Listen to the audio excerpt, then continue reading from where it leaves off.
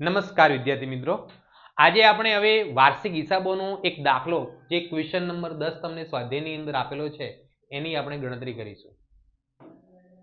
Question number 10, દાખલા number 10 ની અંદર શું આપેલું છે જુઓ.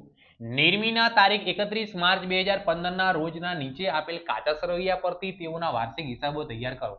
કાચા સરવૈયા આપેલા છે અને સાથે સાથે આપણને દાખલામાં શું આપેલા છે? હવાલાઓ આપેલા છે. એમ તો આપણે શરૂઆતના દાખલાઓ પણ ઓલરેડી જોઈ લીધા છે, યુટ્યુબ પર અપલોડ કરી લીધેલા છે, હે ને? એની અંદર આપણે શું કરીએ છીએ? સૌપ્રથમ હવાલાઓનું સોલ્યુશન કરીએ છીએ. દરેક હવાલાની કેટલી નોંધ થાય? 2 અસલ. જેટલી રકમ હવાલામાં ઉધાર કરવામાં આવે એટલી રકમ શું કરવી પડે? જમા. અને કાચા સરવૈયામાં જે રકમ આવે એની કેટલી નોંધ થાય? 1 નોંધ થાય. કેટલી નોંધ થાય? 1. જે ઉધાર બાજુ આપેલું હોય ઉધાર બાજુ લખવાનું, જમા બાજુ આપેલું હોય. હવે આ દાખલાની અંદર 2 છુપા હવાલા બી છે. એમ તો જુઓ, હવાલાઓ 7 આપેલા જ છે. એના સિવાય એવા હવાલા છે જેની આપણે નોંધ કરવી પડશે. હવાલા તરીકે લખેલા પણ આપણને આના ઉપરથી ખબર પડશે કે આની અંદર છુપા હવાલા કેટલા છે. છુપા હવાલા કેવી રીતે છે એ આપણે દાખલાની અંદર જોઈશું. તો અહીંયા પહેલો હવાલો શું છે? 31 માર્ચ 2015 ના રોજ માલના સ્ટોકની કિંમત 50,000 છે. કઈ તારીખે છે? 31 માર્ચ. 31 માર્ચ એટલે at the end of the year, વર્ષના અંતે. વર્ષના અંતે જે સ્ટોક આપેલો હોય એને શું કહેવાય? આખર સ્ટોક કહેવાય. આખર સ્ટોક હવાલામાં આપેલો છે એટલે કેટલી નોંધ કરીશું? આપણે 2 નોંધ કરીશું. પહેલી નોંધ ક્યાં થાય? વેપાર ખાતામાં. કઈ બાજુ? જમા બાજુ. વેપાર ખાતામાં શરૂઆતમાં વેચાણની જગ્યા છોડી અને અહીંયા લખીશું આપણે આખર સ્ટોક. આખર સ્ટોકની કિંમત કેટલી આપેલી છે દાખલામાં? 50,000. હવાલામાં આપેલો છે એટલે બીજી નોંધ બી કરવી પડશે આપણે. અહીંયા વેપાર ખાતામાં આપણે શું કર્યું છે? જમા. વેપાર ખાતામાં કઈ બાજુ લખ્યો? અહીંયા જમા, તો બીજે ક્યાં શું થશે? ઉધાર. તો પાકા સરવૈયામાં ઉધાર બાજુ એટલે કઈ કહેવાય? મિલકત લેણા બાજુ. પાકા સરવૈયામાં ઉધાર બાજુ એટલે કઈ કહેવાય? મિલકત લેણા બાજુ.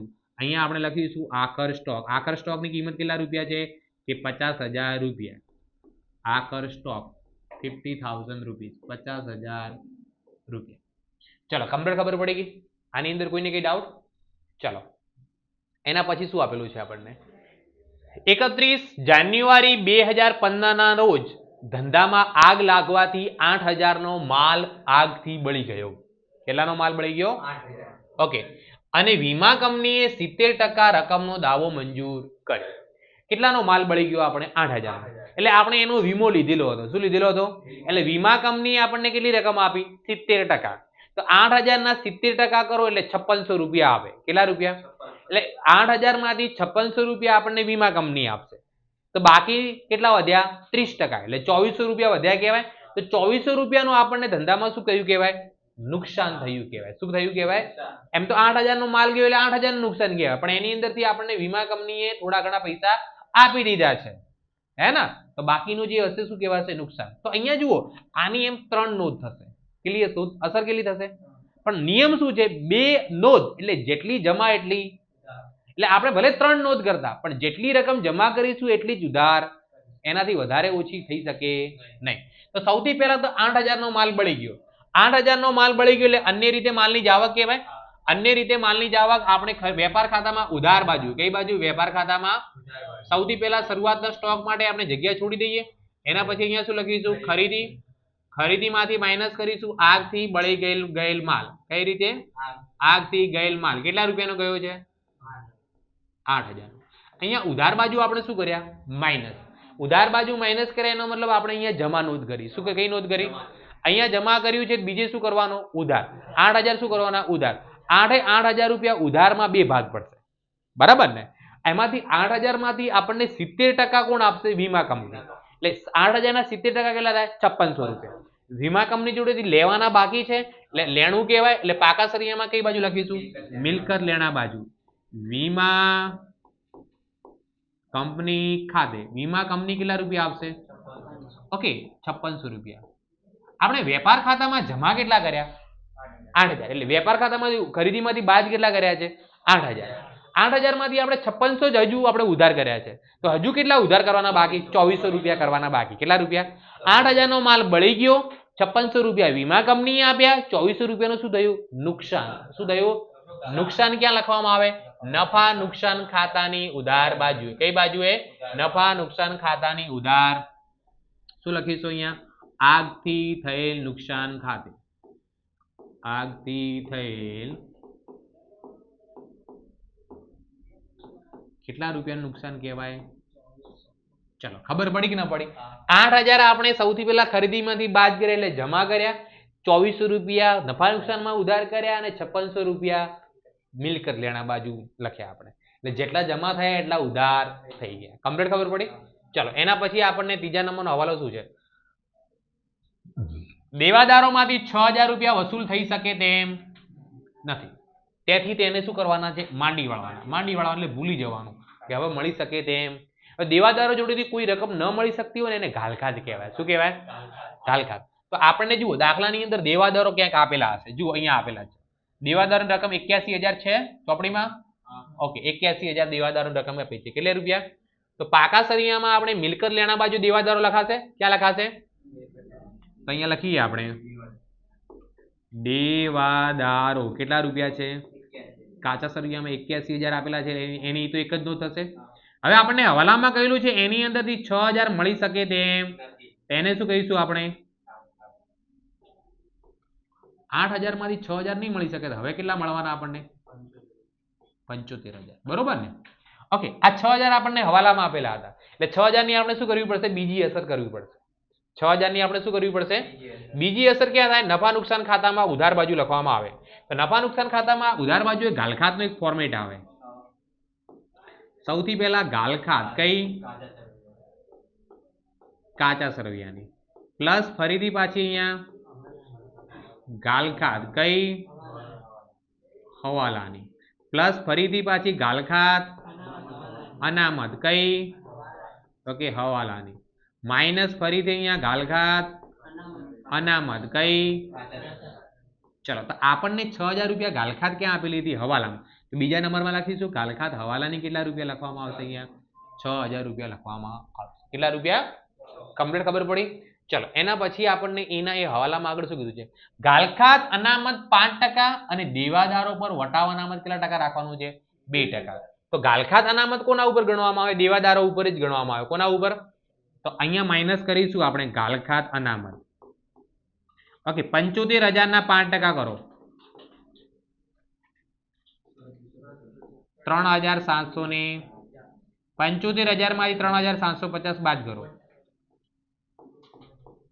71,250 વધે. તો ઘાલખાત અનામત હવાલા નહીં કહેવાય.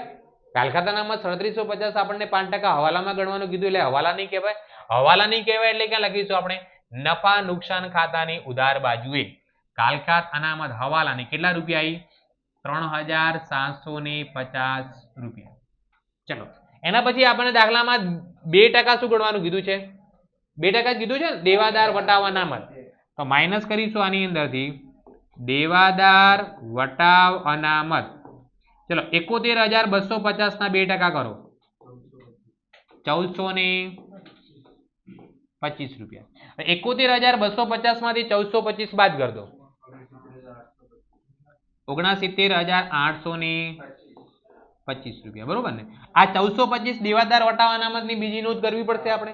ક્યાં લખવામાં આવશે? નફા નુકસાન ખાતાની ઉધાર બાજુએ. ક્યાં લખીશું આપણે? દેવાદાર નુકસાન ખાતાની ઉધાર બાજુએ દેવાદાર વટાવ અનામત કેટલા રૂપિયા છે? 1,425 રૂપિયા. કેટલી હતી? 1,425 રૂપિયા. કમ્પ્લીટ ખબર પડી? આની અંદર કોઈને કઈ ડાઉટ? ઓકે હવે આગળ શું કીધું છે કે 6,000 ઉધાર ખરીદેલ માલની અને 1,000 ઉધાર ખરીદ પરતની નોંધ થઈ નથી. ઉધાર ખરીદેલ છે અને આ શું છે? ઉધાર ખરીદ પરત. ઓકે તો ખરીદી કરવાની બાકી ઉધાર ખરીદેલ કેટલા રૂપિયા છે? 6,000. એ આપણે ખરીદીમાં શું કરી દઈશું? પ્લસ ખરીદીમાં શું કરી દઈશું? નહીં નોંધેલ ઉધાર ખરીદી કેટલા રૂપિયાની છે? 6,000. નહીં નોંધેલ ઉધાર ખરીદી કેટલા રૂપિયાની? ઓકે ખરીદીની બીજી અસર ઉધાર અસર ક્યાં થાય? લેણદારોમાં. ક્યાં થાય? લેણદારો પાકા સરવૈયામાં મૂડી દેવા બાજુ લખવામાં આવે. લેણદારો જેટલા બી હશે એ રકમ કાચા સરવૈયામાં એની અંદર આપણે નહીં નોંધેલ ઉધાર ખરીદી અહીંયા શું કરી દઈશું? પ્લસ નહીં નોંધેલ ઉધાર ખરીદી કેટલા રૂપિયા છે? 6,000 રૂપિયા. 6,000 રૂપીસ. કમ્પ્લીટ ખબર પડી? આની અંદર કોઈને કઈ ડાઉટ? એના પછી ખરીદ પરતની કેટલી નોંધ બાકી છે? 1000ની, એ પણ દાખલામાં કહેલું છે 1000 ના ઉધાર ખરીદ પરતની નોંધ થઈ, તો ખરીદ પરત તો શું કરવામાં આવે, ખરીદીમાંથી માઇનસ ઉધાર ખરીદ પરત, ઉધાર ખરીદ પરત કેટલા રૂપિયા છે, 1000. ઓકે, અહીંયાથી માઇનસ થાય તો આની બીજી ઇફેક્ટ ક્યાં થાય, લેણદારોમાં, એ પણ ક્યાં થશે, લેણદારોમાં. અહીંયાથી શું થશે, માઇનસ ઉધાર ખરીદ પરત કેટલા રૂપિયા છે, 1000. ચલો કમ્પ્લીટ ખબર પડી ગઈ, આની અંદર કોઈને કઈ ડાઉટ? ચલો એના પછી દાખલામાં નેક્સ્ટ હવાલો શું છે, કાયમી મિલકતો પર 10% ઘસારાની જોગવાઈ કરો. 5મા નંબરના હવાલામાં કીધું છે કે કાયમી મિલકતો પર 10% ઘસારાની જોગવાઈ કરો. તો અહીંયા જુઓ કાયદાસરીમાં કાયમી મિલકતોમાં જુઓ જમીન મકાન કાયમી મિલકત કહેવાય, ઓફિસ યંત્રો કાયમી મિલકત કહેવાય, ફર્નિચર એ આપણી કાયમી મિલકત કહેવાય, પટ્ટે રાખેલ મકાન આપણી કાયમી મિલકત કહેવાય, પણ એનાથી અલગથી ગણવું પડશે આપણે, એ અલગ રાખીશું. એના પછી કોઈ કાયમી મિલકત આપેલી છે ખરી આપણને?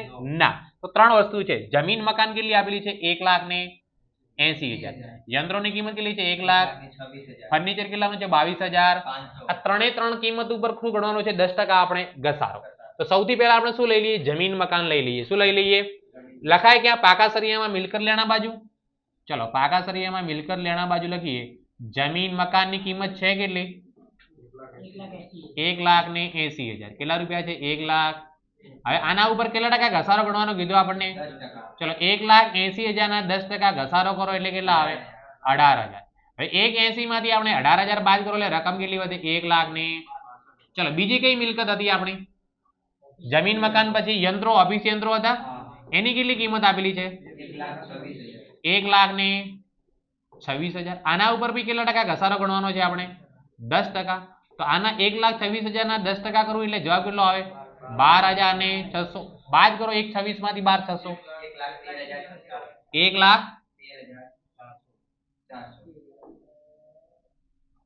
1,13,400 રૂપિયા વધે. ચલો એના પછી કઈ મિલકત આપેલી હતી આપણને, ફર્નિચર. ફર્નિચરની રકમ કેટલી આપેલી છે, 22,500. ચલો તો ફર્નિચરની રકમ આપણને કાચા સરિયામાં 22,500 આપેલી છે, એની ઉપર બી 10% શું ગણવાનો છે આપણે, ઘસારો. ચલો કેટલા રૂપિયા આવશે, 2,250. તો 22,500 માંથી 2,250 બાદ કરો, 20,250. ચલો આ મિલકતો તો આપણને કાચા સરિયામાં આપેલી હતી, ઘસારો ક્યાં ગણવાનો કીધું તો હવાલામાં. તો 3 ઘસારાની બીજી નોંધ કરવી પડશે. ક્યાં કરવામાં આવશે, નફા નુકસાન ખાતામાં ઉધાર બાજુ. ક્યાં કરવામાં આવશે, નફા નુકસાન ખાતામાં ઘસારો.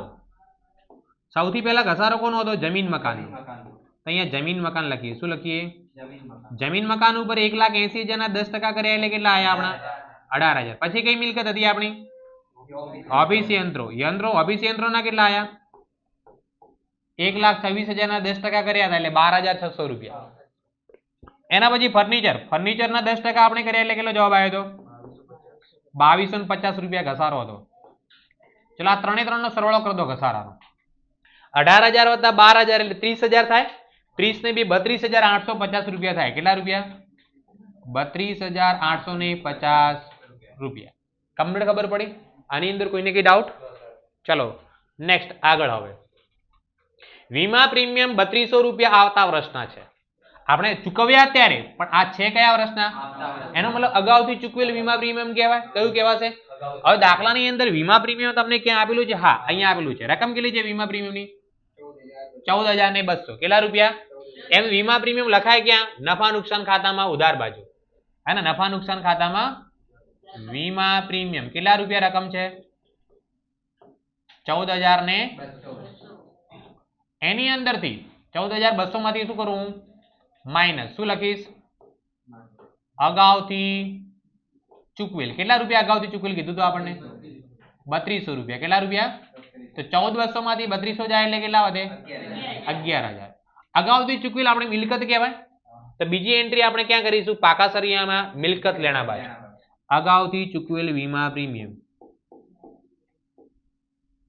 અગાઉથી ચૂકવેલ વીમા પ્રીમિયમ કેટલી રકમ છે, 3,200. 3200 રૂપિયા. કમ્પ્લીટ ખબર પડી? ચલો એના પછી દાખલામાં આપણને શું આપેલું છે, 50% કમિશન મળેલ છે. 50% કમિશન, એનો મતલબ 50% કમિશન મળેલો છે, તો 50% કમિશન મળવાનું બાકી હશે. અને જેટલું મળ્યું એટલું મળવાનું બાકી, જેટલું મળ્યું એટલું મળવાનું બાકી. તો દાખલાની અંદર કમિશન ક્યાંય આપેલું છે કાચા સરવૈયામાં આપણને? હા, મળેલ કમિશન કેટલા રૂપિયા છે? 6000 રૂપિયા. તો એ આવક છે આપણી, એટલે નફા નુકસાન ખાતામાં ક્યાં લખાય? જમા બાજુ. નફા નુકસાન ખાતામાં ક્યાં લખાય? જમા બાજુ. મળેલ કમિશન 6000 રૂપિયા. એનો મતલબ મળવાનો બાકી બી કેટલું હશે? તો પ્લસ બાકી મળવાનું કેટલું? 6000. એટલે કુલ કેટલું હશે? 6 6 12000. મળવાનું બાકી આપણું લેણું કહેવાય. આ મળેલ કમિશન 6000 તો આપણને કાચા સરવૈયામાં આપેલો હતો, એટલે એની કેટલી નોંધ હશે? 1. પણ હવે મળવાનું બાકી 6000 એની નોંધ કરવી પડશે બીજી. મળવાનું બાકી એટલે લેણું થયું, તો ક્યાં લખાશે? પાકા સરવૈયામાં મિલકત લેણા બાજુ. ક્યાં લખાશે? પાકા સરવૈયામાં મિલકત લેણા બાજુ લખીએ. અહીંયા મળવાનું બાકી કમિશન કેટલા રૂપિયા? 6000 રૂપિયા. ચલો કમ્પ્લીટ ખબર પડી ગઈ. દરેક હવાલાની નોંધ થઈ ગઈ કે કોઈ હવાલો બાકી? ચલો હવે આપણે ક્યાં આવીશું? કાચા સરવૈયામાં. કાચા સરવૈયામાં જે એન્ટ્રી કરવાની બાકી હશે 1 by 1 કરીશું. સૌથી પહેલા શું આપેલું છે? મૂડી કેટલી છે? 2 લાખ ને. પછી શું છે? ઉપાડ કેટલો છે? 16000 ને. મૂડી અને ઉપાડ બંને ક્યાં લખાય? પાકા સરવૈયામાં મૂડી દેવા બાજુ. બરોબર ને? પાકા સરવૈયામાં ક્યાં લખાશે? મૂડી દેવા બાજુ. તો પાકા સરવૈયામાં મૂડી દેવા બાજુ સૌથી પહેલા આપણે શરૂની મૂડી લખીએ. કેટલી આપેલી હતી શરૂની મૂડી? 2 લાખ ને. ઓકે, મૂડીમાંથી ઉપાડ શું કરવામાં આવે? કેટલા રૂપિયા હતું? 16200. ઉપાડ અહીંયા કેટલા લખીશું? 16200 રૂપિયા. ચલો કમ્પ્લીટ ખબર પડી. ચલો એના પછી મૂડી અને ઉપાડ પછી દાખલામાં શું આપેલું છે આપણને? જમીન મકાનની નોંધ થઈ ગઈ, યંત્રોની નોંધ થઈ ગઈ, ફર્નિચરની નોંધ થઈ ગઈ. પટ્ટે રાખેલ મકાન એ આપણે શું કહેવાય? મિલકત કહેવાય. શું કહેવાય? તો અહીંયા લખેલું છે કે 1/4/2014 થી આપણે 5 વર્ષ માટે મકાન રાખ્યું. પટ્ટે રાખેલું એટલે 5 વર્ષનું ભાડું કેટલા રૂપિયા આપવાનું? 45000 રૂપિયા. એનો મતલબ શું થયો? આ ખર્ચ કેટલા વર્ષનો છે? 5 વર્ષનો. આપણે ચૂકવ્યું ક્યારે? અત્યારે. તો આ 5 વર્ષનો ખર્ચ નફા નુકસાન ખાતામાં ન લખાય. 45000 નફા નુકસાન ખાતામાં લખાય. આપણે નફા નુકસાન ખાતામાં ખર્ચ કેટલો લખાય? જે 1 જ વર્ષનો હોય એટલો જ. તો 45000 કેટલા વર્ષના છે? 5 વર્ષના. એટલે આપણે કુલ મકાન રાખ્યું. મકાન શું કીધું મકાનવાળાને? કે 5 વર્ષ માટેનું ભાડું કેટલું આપીશું તને? 45000 રૂપિયા આપણે આપી દીધા. ને આપણે એનો ઉપયોગ કેટલા વર્ષ માટે કરીશું? 5 વર્ષ માટે. એટલે દર વર્ષનું કેટલું ભાડું થયું? તો 9000 રૂપિયા. 1 વર્ષનું કેટલું થયું? તો આ ચાલુ વર્ષનો ખર્ચો કેટલો? આપણે ચૂકવ્યા 45000, એમાં ચાલુ વર્ષનો ખર્ચો કેટલો? તો બાકીના 36000 એ આગળના વર્ષે ફાયદો થશે આપણને. ક્યારે ફાયદો થશે? ને આગળના વર્ષે આપણને જેનો ફાયદો થતો હોય શું કહેવાય? આપણી મિલકત કહેવાય. શું કહેવાય? તો જુઓ આપણને પહેલા પાકા સરવૈયામાં મિલકત લેણા બાજુ લખીશું. પટ્ટે રાખેલ મિલકત, પટ્ટે રાખેલ મકાન, પટ્ટે રાખેલ મકાન કેટલા રૂપિયાનું આપેલું છે? 45000. બરોબર. 45000 નું એની અંદર 9000 નો આપણે આ વર્ષ માટે ઉપયોગ લઈશું ને, તો બાકી નેક્સ્ટ 4 વર્ષ માટે કેટલા રૂપિયાનો થશે? તો મિલકત આપણી કેટલી કહેવાશે? આ વર્ષ માટે 36000 ની.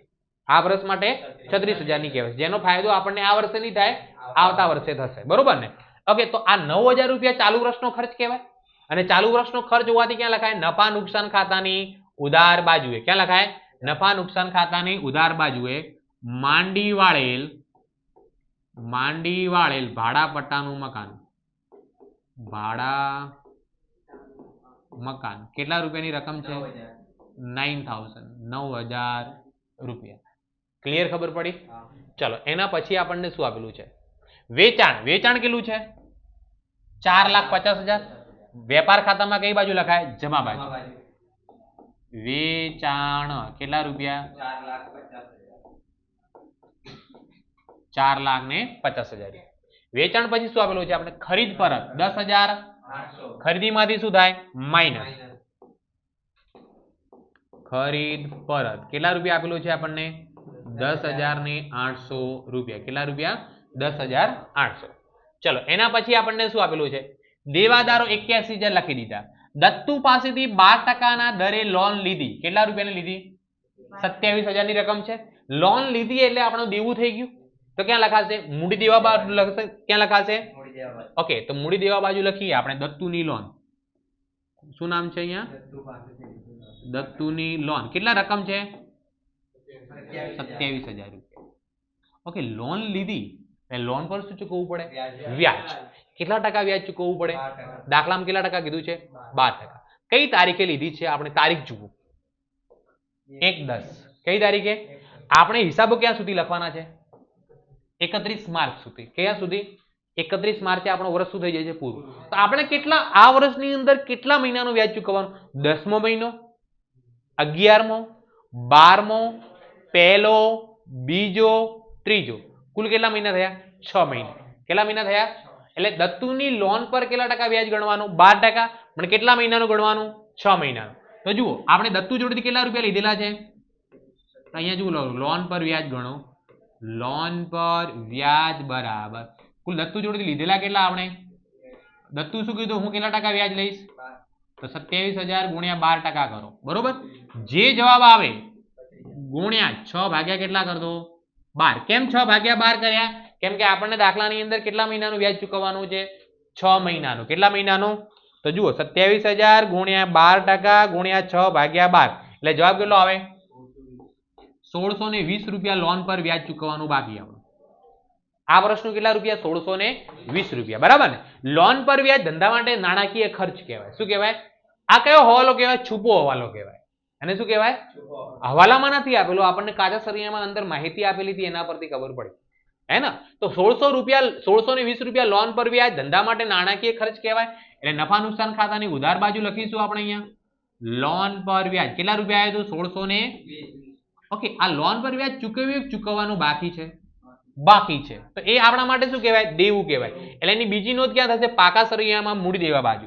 પાકા સરિયામાં મૂડી દેવા બાજુ લખીશું આપણે ચૂકવવાનું બાકી લોન પર વ્યાજ. ચૂકવવાનું બાકી લોન પર વ્યાજ કેટલા રૂપિયા છે? 1620 રૂપિયા. 1620. 1620 રૂપિયા. કમ્પ્લીટ ખબર પડી? કોઈ ડાઉટ આની અંદર? ચલો એના પછી ખરીદી દાખલામાં કેટલી આપેલી છે? 1,80,000. ખરીદી ક્યાં લખાય? વેપાર ખાતામાં ઉધાર બાજુ. અહીંયા ખરીદી લખેલી છે, એની રકમ લખી દઈએ આપણે ખાલી 1,00,000 ને કેટલા રૂપિયા? 80,000 રૂપિયા. બરાબર. એના પછી દાખલામાં શું આપેલું છે? વેચાણ પરત કેટલા રૂપિયા છે? 9,000. વેચાણમાંથી શું થશે? માઇનસ. વેચાણ પરત કેટલા રૂપિયા છે? 9,000 રૂપિયા. એના પછી શું આપેલું છે? વેચાણ પરત નૂર જકાત. નૂર જકાત એ ખરીદીને લગતો ખર્ચ છે, એટલે ક્યાં લખાશે? વેપાર ખાતામાં ઉધાર બાજુ. કેટલા રૂપિયા આપેલો છે? 13,500. વેપાર ખાતામાં ઉધાર બાજુ લખીએ આપણે નૂર જકાત કેટલા રૂપિયા? 13,500 રૂપિયા. કમ્પ્લીટ ખબર પડી? ચલો એના પછી દાખલામાં શું આપેલું છે આપણને? નૂર જકાત પછી પરચુરણ ખર્ચા એ ધંધા માટે ખર્ચ કહેવાય. નફા નુકસાન ખાતામાં ઉધાર બાજુ 3150 રૂપિયા. નફા નુકસાન ખાતામાં ઉધાર બાજુ લખીશું પરચુરણ ખર્ચા કેટલા રૂપિયા છે? 3,150 રૂપીસ. 3,150. ચલો એના પછી શું આપેલું છે? વીમા પ્રીમિયમ આપણે લખી દીધું છે. બરોબર. ગાલખાત કેટલા રૂપિયા છે? 12,080 રૂપિયા. કેટલા રૂપિયા છે? હવે ગાલખાતનું આપણે ફોર્મેટ બનાવેલું છે. આ ગાલખાત કઈ છે? કાચા સરવૈયાની છે. કઈ છે? તો અહીંયા ફોર્મેટ બનાવેલું છે. ગાલખાત કાચા સરવૈયાની કેટલી લખીશું? 12,080. 12,080. એના પછી દાખલામાં શું આપેલી છે? ગાલખાત અનામત કેટલી છે? 12,600 રૂપિયા. એ પણ કાચા સરવૈયાની છે. તો એ ફોર્મેટમાં અહીંયા કાચા સરવૈયાની ગાલખાત અનામત શું થશે? માઇનસ. કેટલા રૂપિયા છે? 12,600 રૂપિયા. અહીંયા શું કરવામાં આવશે? બાદ કરવામાં આવશે. તો અહીંયા આપણે પ્લસ માઇનસ કરી જ દઈએ. હે ને? ચલો તો ગાલખાત કેટલી છે? 12,080 વત્તા ગાલખાત અનામત હવાલાની કેટલી હતી? 6,000 વત્તા ગાલખાત અનામત હવાલાની કેટલી? 3,750 માઇનસ કાચા સરવૈયાની 12,600 બાદ કરીએ એટલે રકમ કેટલી આવે? 9,230 રૂપિયા. કેટલા રૂપિયા? 9,230. કમ્પ્લીટ ખબર પડી? ચલો એના પછી દાખલામાં શું આપેલું છે? મળેલ કમિશન દેવાદાર વટાવ અનામત કેટલા રૂપિયા છે? 450 રૂપિયા. બીજું બી દેવાદાર વટાવ અનામતની આપણે એક એન્ટ્રી આવી હતી, તમને કદાચ ખબર હશે. દેવાદાર વટાવ અનામત કેટલું લખેલું છે? હવે આને બે રીતે તમે લખી શકો. અહીંયા દેવાદાર વટાવ અનામતની કઈ બાકી છે? જમા બાકી છે. કાં તો તમે નફા નુકસાન ખાતાની શું લખી દો? જમા બાજુ. અથવા તો દેવાદાર વટાવ અનામત 1425 છે, એની અંદરથી શું કરી દો? બાદ કરી દો. તો આપણે શું કરી દઈએ? એની અંદરથી બાદ કરી દઈએ. શું કરી દઈએ? બાદ. ચલો જુઓ, દેવાદાર વટાવ અનામત હવાલાનું કેટલું હતું? કેટલા રૂપિયા હવાલાનું હતું? 1425 રૂપિયા, 1425 રૂપિયા હતું, 1425. એની અંદરથી આપણને કાચા સરવૈયાનું કેટલું આપેલું છે? દેવાદાર વટાવ અનામત. તો દેવાદાર વટાવ અનામત કાચા સરવૈયાનું કેટલું છે? 450 બાદ કરો, 975 રૂપિયા લખાય. કમ્પ્લીટ ખબર પડી? કેટલા રૂપિયા? 975 રૂપિયા. જમા બાજુ આપેલું હતું એટલે ઉધાર બાજુમાંથી શું થઈ જાય? બાદ થઈ જાય. ચલો એના પછી દાખલામાં શું આપેલું છે? મળેલ કમિશનની નોંધ થઈ ગઈ. એના પછી શું છે? માલ સ્ટોક. માલ સ્ટોક કઈ તારીખનો છે? 1/4. કેટલા રૂપિયા છે? 9,900. એટલે શરૂઆતનો સ્ટોક કહેવાય. વેપાર ખાતામાં સૌથી પહેલા શરૂઆતમાં જ લખાય. અહીંયા શરૂનો સ્ટોક કેટલા રૂપિયા? 9,900. 9,900 રૂપિયા. ચલો એના પછી શું છે? પગાર. પગાર એક શું કહેવાય? ખર્ચ કહેવાય. નફા નુકસાન ખાતામાં ઉધાર બાજુ કેટલું છે? 42,000 રૂપિયા. નફા નુકસાન ખાતામાં ઉધાર બાજુ લખો અહીંયા પગાર કેટલા રૂપિયા? 42,000. 42,000 રૂપિયા. ચલો પગાર પછી દાખલામાં શું આપેલું છે આપણને? મજૂરી. શું આપેલી છે? મજૂરી કેટલી છે? 6,600. મજૂરી એ ખરીદીને લગતો ખર્ચ છે એટલે વેપાર ખાતામાં કઈ બાજુ લખાશે? ઉધાર બાજુ. મજૂરી કેટલા રૂપિયા છે? 6,600 રૂપિયા. 6,600 રૂપીસ. એના પછી શું છે? લેણદારો. લેણદારો કેટલા છે? 28,200. વેપાર લેણદારો પાકા સરિયામાં મૂડી દેવા બાજુ લખાશે. તો જુઓ પાકા સરિયામાં મૂડી દેવા બાજુ લેણદારો રકમ કેટલી છે? 28,200 માં 6,000 રૂપિયા ઉધાર ખરીદીના પ્લસ કરવાના અને 1,000 માઇનસ કરો એટલે રકમ કેટલી આવે? 33,200 રૂપિયા. કેટલા રૂપિયા વધે? 33,200 રૂપિયા. ચલો એના પછી દાખલામાં રકમ શું આપેલી છે? Dead stock. ડેડ સ્ટોક કોને કહેવામાં આવે? ત્રાજવા કાંટવા. હે ને? ત્રાજવા અને ઊંઘાવે છે ત્રાજવા, એને શું કહેવામાં આવે? Dead stock. કેટલા રૂપિયા છે? 4500 રૂપિયા. તો એને શું કહેવામાં આવશે? મિલકત કહેવાય. શું કહેવાય? એટલે પાકા સરિયામાં ક્યાં લખાય? મિલકત લેણા બાજુ લખાય. ક્યાં લખાશે? ઓકે અહીંયા લખી દઈએ આપણે ડેડ સ્ટોક. કેટલા રકમ છે? ડેડ સ્ટોક 4,500 રૂપિયા. 4500 રૂપિયા. ચલો એના પછી ડેડ સ્ટોક પછી શું આપેલું છે આપણે? Bank overdraft. બેંક ઓવરડ્રાફ્ટ કેટલો છે? 18,900. તો બેંક ઓવરડ્રાફ્ટ ધંધા માટે દેવું કહેવાય. શું કહેવાય? એટલે મૂડી દેવામાં લખાશે અને આપેલું છે બી જમા બાજુ. શું કઈ બાજુ આપેલું છે? આપણે શોર્ટમાં લાઈન લખીએ BOD. કેટલી રકમ છે? 18,900 રૂપિયા. ચલો કમ્પ્લીટ ખબર પડી? એના પછી દાખલામાં શું આપેલું છે આપણને? રોકડ શિલ્લક. શું આપેલું છે? રોકડ શિલ્લક કેટલી છે? 36,720. એ આપણી મિલકત કહેવાય. એટલે પાકા સરિયામાં મિલકત લેણા બાજુ લખીશું. પાકા સરિયામાં મિલકત લેણા બાજુ જગ્યા ઓછી છે એટલે અહીંયા લખી દઉં છું રોકડ શિલ્લક. કેટલા રૂપિયા છે? 36,720 રૂપિયા રોકડ શિલ્લકની એન્ટ્રી. બરોબર ને? ચલો એના પછી દાખલામાં શું આપેલું છે આપણને? રોકડ શિલ્લક પછી આવક માલ ગાડા ભાડું. કયો ખર્ચ કહેવાય? ખરીદીને લગતો. વેપાર ખાતામાં ઉધાર બાજુ અહીંયા લખીશું શોર્ટમાં આ મા ગા ભા. કેટલા રૂપિયા છે? 6,000 રૂપિયા. 6,000 રૂપીસ. એના પછી દાખલામાં શું આપેલું છે? જાવક માલ ગાડા ભાડું. કેટલા રૂપિયા છે? 7,000. એ કયો ખર્ચ કહેવાય? વેચાણને લગતો. એટલે નફા નુકસાન ખાતામાં ઉધાર બાજુ લખાશે. અહીંયા લખીશું આપણે જાવક માલ ગાડા ભાડું. કેટલા રૂપિયા છે? 7,500. એના પછી શું આપેલી છે? હુંડીઓ. હુંડીઓ બે પ્રકારની હોય. ઉધાર બાજુ જે આપેલી કઈ હુંડી કહેવાશે? લેણી હુંડી. અને આ આપણી દેવી હુંડી. લેણી હુંડી કેટલી છે? 12,000. મિલકત લેણામાં લખાશે. મિલકત લેણાની અંદર અહીંયા આપણે લખી દઈએ શરૂઆતમાં જ લેણી હુંડી કેટલી રકમ છે? 12,000 રૂપિયા. બરોબર ને? અને દેવી હુંડીની રકમ જમા બાજુ લખીશું આપણે. દેવી હુંડી કેટલા રૂપિયા છે? 7,000 રૂપિયા. 7,000 રૂપીસ. ક્લિયર ખબર પડી? ચલો એના પછી આપણને શું આપેલું છે? વટાવ. વટાવ બે પ્રકારનો હોય. એક આપેલ વટાવ ને એક આપેલ વટાવની ઉધાર બાજુ, મળેલ વટાવની આપેલ વટાવ નફા નુકસાન ખાતામાં કઈ બાજુ લખાશે? ઉધાર બાજુ. તો અહીંયા લખી દઈએ આપણે આપેલ વટાવ. કેટલા રૂપિયા છે ઉધાર બાજુ? ઓકે. અને જમા બાજુ જે આપેલું છે કયું કહેવાશે આપણું? મળેલ વટાવ. કેટલા રૂપિયા છે? 2,000. મળેલ વટાવ 2,000 રૂપિયા. તો કાચા સરવૈયાની બી દરેક નોંધ થઈ ગઈ, હવાલાની બી થઈ ગઈ. હવે શું કરીશું આપણે? સરવાળો. અહીંયા જુઓ વેચાણમાં 4,50,000 માંથી 9,000 બાદ કરું એટલે કેટલી રકમ આવે 4,41,000 રૂપિયા. કેટલા રૂપિયા? 4,00,000 ને ઓકે. હવે ખરીદીની અંદર જુઓ, આપણી ખરીદી કેટલી છે? 1,80,000 રૂપિયા. એની અંદર આગથી બળી ગયેલ માલ -8,000 કરવાનો, પ્લસ ઉધાર ખરીદી કેટલી કરવાની? 6,000 માઇનસ ઉધાર ખરીદ પરત કેટલું કરવાનો? 1,000. એટલે આની રકમ કેટલી આવે? 1,00,000 ને અને હજુ આપણે 10,800 બાદ કરવાના છે. કયા? ખરીદ પરતના. તો માઇનસ 10,800 કરું એટલે રકમ કેટલી આવે? 1,66,200 રૂપિયા. કેટલા રૂપિયા? 1,66,000 ને ક્લિયર? ખબર પડી ગઈ? હવે આપણે વેપાર ખાતામાં કઈ બાજુનો સરવાળો કરીએ? પહેલા જમા બાજુ. તો જમા બાજુ પહેલી એન્ટ્રી કેટલી છે? 4,41,000 વત્તા 50,000 કરું એટલે કેટલા આવે જવાબ? 4,91,000. ચલો આ બાજુ બી લખીશું 4,00,000 ને કેટલા રૂપિયા? 4,91,000 માંથી ઉધાર બાજુની બધી એન્ટ્રી શું કરતું? બાદ. 4,91,000 માઇનસ પહેલી એન્ટ્રી કેટલી? 9,900 માઇનસ 1,66,200 માઇનસ 6,600 માઇનસ 13,500 માઇનસ 6,000. એટલે તમારો સરવાળો કેટલો આવે? 2,88,800 આવે છે કાચો નફો. 2,88,800 રૂપિયા. આને કયો નફો કહેવાશે? વેપાર ખાતાથી મળ્યો એટલે કયો નફો કહેવાય? આપણો કાચો નફો.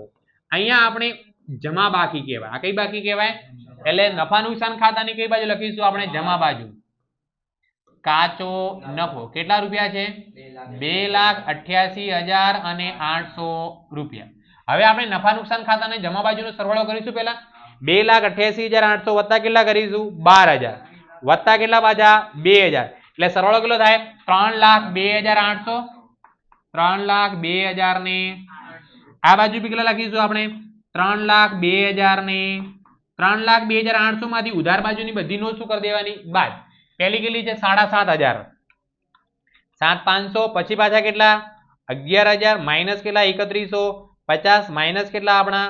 42,000 માઇનસ કેટલા આપણા? 1,620 માઇનસ કેટલા આપણા? 9,000 માઇનસ ફરીથી કેટલા આપણા? 2,400 માઇનસ 9,230 માઇનસ કેટલા? 975 માઇનસ કેટલા છે? 32,850 માઇનસ છેલ્લે કેટલા છે? 5,100 રૂપિયા. એટલે આપણો નફો વધે છે 1,77,975.